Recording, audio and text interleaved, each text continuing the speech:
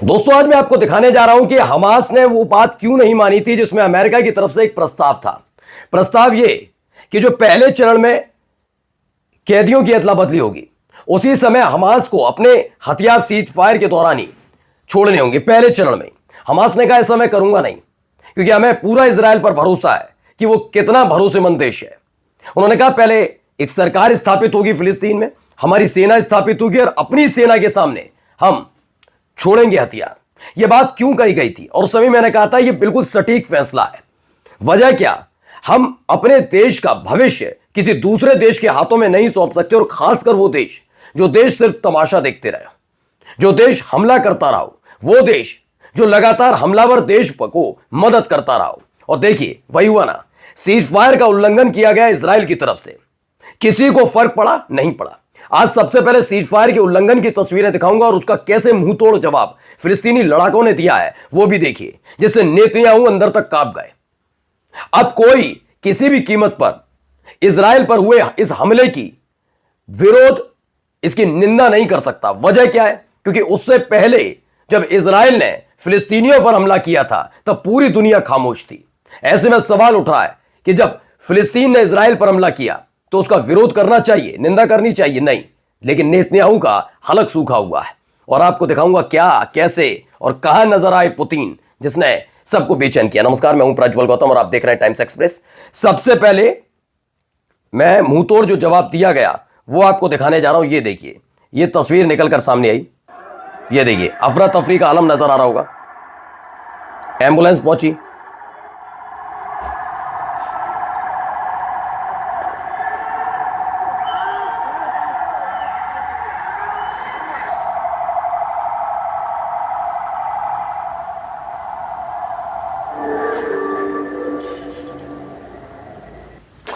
तो पिछले 3 दिनों में फिलिस्तीनी प्रतिरोध ने यानी फिलिस्तीनी लड़ाकों ने वेस्ट बैंक में 3 हमले किए। फिलिस्तीनी लड़ाकों ने वेस्ट बैंक में, आप कहेंगे फिलिस्तीनी लड़ाके वेस्ट बैंक में क्यों कर रहे हैं? दरअसल वेस्ट बैंक के हालात क्या है हर कोई जानता है। गजा के अंदर जो हुआ, गजा के अंदर सीज फायर के बाद सबकी नजर टिकी हुई है गजा पर। वो बात अलग है कि अगर इजराइल लगातार सीज फायर का उल्लंघन कर रहा है तो फर्क किसी को नहीं पड़ रहा, लेकिन फिर भी सबकी नजर गजा पर टिकी हुई है। ऐसे में वो वेस्ट बैंक में लगातार फिलिस्तीनियों को खदेड़ रहा है, उन पर हमले कर रहा है, उनके घर तोड़े जा रहे हैं। ये तमाम तस्वीरें निकलकर सामने आ रही हैं। वेस्ट बैंक को लेकर डोनाल्ड ट्रंप ने बड़ी बड़ी बातें तो कर दी कि इजराइल वेस्ट बैंक पर कब्जा नहीं करेगा, लेकिन जो हमले कर रहा है उसके बारे में कौन बोलेगा? ये आतंकवाद नहीं है? बताइए। अब देखिए इसका जवाब दिया मिश्रा अमरीश भी लिखते हैं कि वह फिलिस्तीनी प्रतिरोध ने वेस्ट बैंक में 3 हमले किए। गुश एतजियन में फिदायनी ऑपरेशन, जेनिन में आईडीएफ वाहन को नुकसान पहुंचाया, और आज नबल्स में गोलीबारी कांड जिसमें एक इजरायली सैनिक घायल हो गया। आईटीएफ ने नबल्स में नागरिकों को गोली मारी है।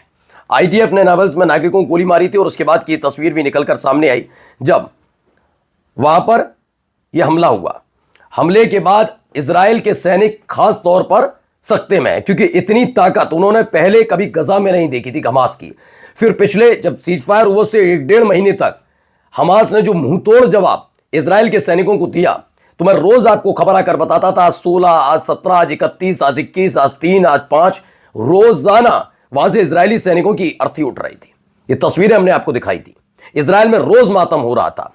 ऐसे में इजरायली सैनिकों का भी दबाव था कि वो अब गजा में हमास से नहीं लड़ सकते।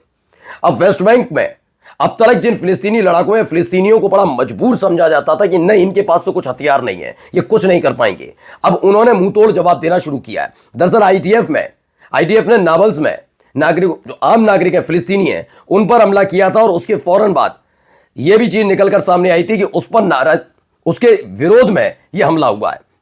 अब आइए एक खबर दिखाता हूं। वेस्ट बैंक के ये तस्वीरें हैं, कुछ निकलकर सामने आई। इन तस्वीरों को देखते चलिए। ये तस्वीरें और ज्यादा महत्वपूर्ण हो जाती हैं ऐसे वक्त में जब लगातार अलग अलग दावे कर दिए जाएं, खासतौर पर फिलिस्तीन के इजराइल के समर्थन में दावे किए जा रहे हो। तो ऐसे में वेस्ट बैंक के गुश एतजियन में 2 फिलिस्तीनी प्रतिरोध यानी कि फिलिस्तीनी लड़ाके द्वारा किए गए 13 हमले में 2 फिलिस्तीनी लड़ाके थे सिर्फ, जिसमें एक इजरायली निवासी मारा गया, 8 घायल हो गए। यह हमला उस क्षेत्र पर आईडीएफ द्वारा किए गए बड़े हमले के बाद हुआ। इस हमले में कुछ लोग मारे गए और कुछ घायल हुए, और जेनिन से हेब्रोन तक हजारों फिलिस्तीनी विस्थापित हुए। फिलिस्तीनी भूमि का, जमीन का एक बड़ा हिस्से पर इजराइल ने कब्जा कर रखा है और उसी को छुड़ाने के लिए भी ये लोग प्रतिरोध कर रहे हैं। लेकिन इनकी सुनने वाला कौन है, सवाल ये उठता है कि कौन इनकी सुनने वाला है। फिलहाल ये एक बड़ी खबर निकलकर सामने आई जहां फिलिस्तीनी लड़ाकों ने एक बड़ा हमला किया। मैं वैसे भी किसी हिंसा, किसी हमले, किसी युद्ध, किसी हिंसा और किसी भी तरह के हमले की हम समर्थन नहीं करते। लेकिन सवाल ये उठता है कि जब आप आम नागरिकों को खदेड़ेंगे और जब पूरी दुनिया को इतिहास पता चल चुका है कि इजराइल आज जहां पर बसा हुआ है वो थी ही फिलिस्तीनियों की जमीन, और फिलिस्तीनियों की जमीन पर आकर कब्जा करके ये इजराइल के लोग पहले बसे, उसके बाद इन्होंने हमले कर करके फिलिस्तीनियों को खदेड़ना शुरू किया। ऐसे में जब वेस्ट बैंक और गजा में रह गए फिलिस्तीनी, तो वहां पर भी हमले क्यों किए जा रहे हैं? पहले हमला इजराइल की तरफ से, खास तौर पर आईडीएफ उसमें शामिल रही। आईडीएफ ने हमला किया और फिलिस्तीनियों की हत्याएं की। उसके बाद वेस्ट बैंक में 2 फिलिस्तीनी लड़ाकों ने यह बड़ा हमला कर दिया, जिससे इजराइल अब बहुत सहमा हुआ है। आइए अगली खबर दिखाता हूं पहले आपको। ये देखिए, ये वो तस्वीर थी जहां पर एक के बाद एक हमला हुआ था। गजा में भी हुआ, देखिए।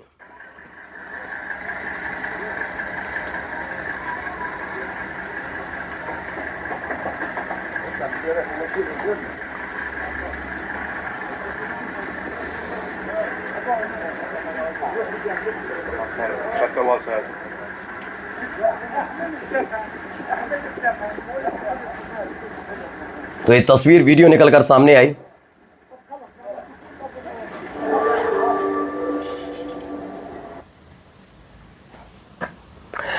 इसके साथ देखिए कुछ तस्वीरें भी हैं जिसमें छोटे छोटे मासूम बच्चों की भी मौत हो गई। दावा क्या किया गया है? दावा यह है कि गजा में युद्ध विराम टूट रहा है। कल दोपहर से आईडीएफ ने गजा में 21 से ज़्यादा फिलिस्तीनियों को मार डाला। 10 जैतून में, 1 शुजैया में, 4 खान यूनुस में, 2 बच्चे अल-बुराक में, 1 फिर खान यूनुस में, 3 बनी सोहालिया में शहीद हुए। रेजिस्टेंस संयम बरत रहा है, लेकिन कब तक? हम तो कहते हैं, मैं कह देता हूं, चलो आज पूरी जिम्मेदारी के साथ, हमास क्या है ना, हमास एक आतंकी संगठन है। क्या है? आतंकी संगठन। लेकिन यह कैसा आतंकी संगठन है? यह हिजबुल्लाह कैसा आतंकी संगठन है कि उनके देश के साथ सीज फायर होता है और सीज फायर का उल्लंघन ये आतंकी संगठन नहीं करते, वो सम्मान कर रहे हैं। और ये जो अपने आप को बता रहा है कि मैं तो अंतर्राष्ट्रीय कानून मानता हूं, मैं तो ये मानता हूं, वो इजराइल नहीं मानता।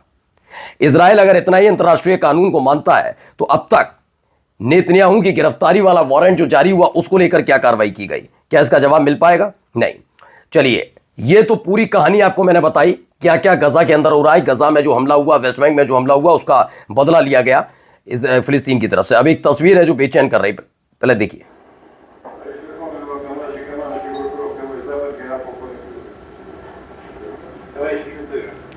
Уважаемые товарищи, добрый день. Мы подобное совещание проводили 25 октября.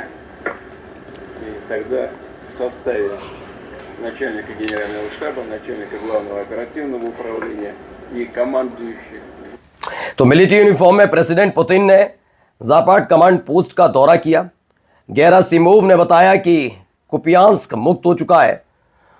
वोल्चांस्क का 80% रूसी नियंत्रण में है। पुतिन, यूक्रेनी सैनिकों को आत्मसमर्पण का मौका मिलना चाहिए। अब आत्मसमर्पण का मौका दिया जा रहा है पुतिन की तरफ से कि आत्मसमर्पण कर दे तो ठीक है। फिलहाल आगे आगे जो होगा हम आपको लगातार दिखाएंगे। नमस्कार।